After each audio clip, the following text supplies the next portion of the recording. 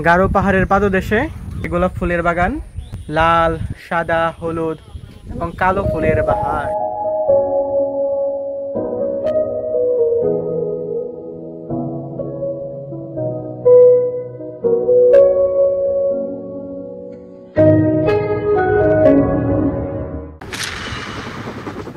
আসছিলাম এই পাহাড় ঘুরতে, পাশে দিকে একটা গোলাপ ফুলের বাগান।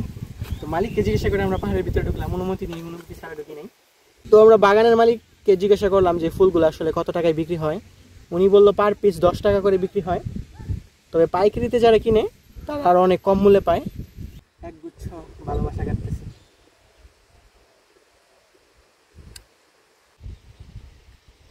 এখানে এসে আরেকটা জিনিস শিখলাম, গোলাপ ফুল কাটা। এই গোলাপ ফুল কাটার কিন্তু একটা নিয়ম আছে, এমন ভাবে কাটতে হবে যেন গাছের কোনো ক্ষতি না হয়।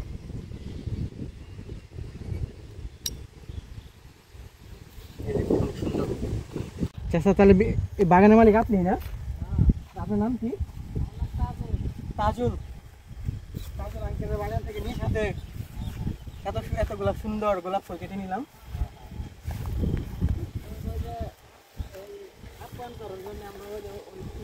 হ্যাঁ, আঙ্কেল আমাদের আপ্যায়নের জন্য ওই একটা মাঠে বানিয়ে রাখছে, রোদ বৃষ্টি ঝড় এসে বসে থাকা যাবে।